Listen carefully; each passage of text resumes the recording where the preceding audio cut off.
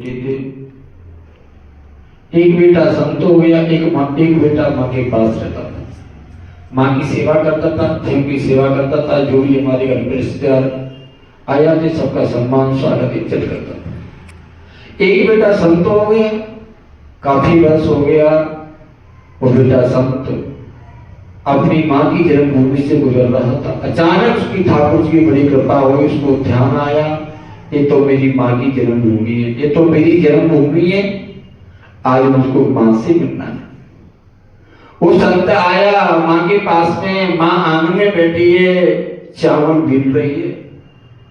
वो बेटा संत माँ के अंक में लिपट गया, माँ से रोने लगा, माँ मुझको आज काफी वर्ष हो गई आपके दर्शन करे।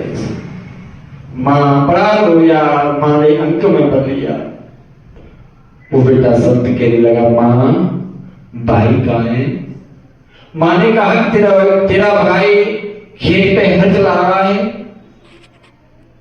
माँ मुझको भाई से मिलना है, मुझको भाई से मिलना है। तो बेटा भाई के पास अब चले जाओ।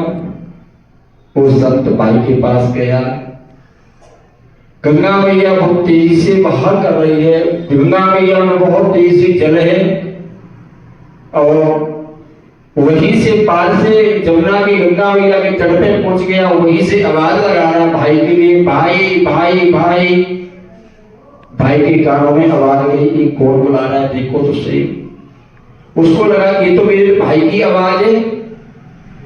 भाई गंगा मैया के तट पे आया और भाई कहने लगा, भैया गंगा मैया बहुत तेजी से बहाव कर रही है, बहुत जगह में कैसे पार होऊंगा? भाई ने कहा कि मेरी वहां चरणपालिका रखी हुई है, आप उन चरणपालिकाओं को पैर की आ जाओ। उस संत ने भाई की चरणपालिकाओं को पैर की गंगा मैया में पार हो गया। भाई के पास पहुंचा, दोनों भाई इतने मिले, इतने दोनों रोए, भाई आप हमको छोड़ के चले गए। नहीं भाई आज कहाँ चले गए, अगर आप कुछ रोए जाते तो मैं आपके पास क्यों आता था? दोनों भाई बहुत रोए। जैसी ठाकुर जी की कृपा थी, संत होने का भगवान की कृपा थी, तब मैं संत हो गया। दोनों भाई बहुत मिले।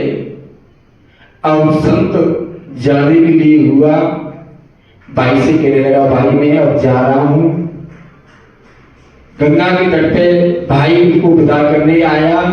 संत ने कहा, भाई उधर से तो मैं आज अब मैं इधर से कैसे जाऊंगा? गंगा मैया जमुना बहुत तेजी से बहाव कर रही है, कैसे पार होऊंगा? भाई उधर से भी चरणपालिका को पैर के आया था, और इधर से भी आप भी चरणपालिका को पैर जाओ, आप गंगा में पार हो जाएंगे। तो भैया संत भगवान अब भाई की चरणपालिका को पैर कर गंगा के तट पर पहुंच गया, माँ से पास पहुंचा।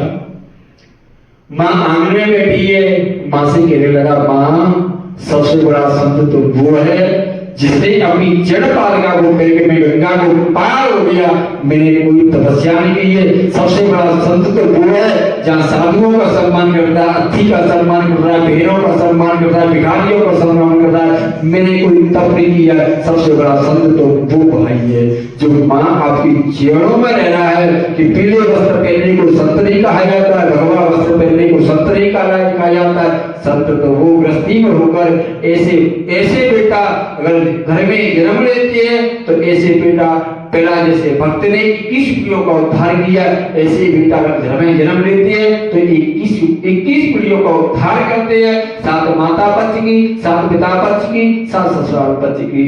तो सच्चे दरबार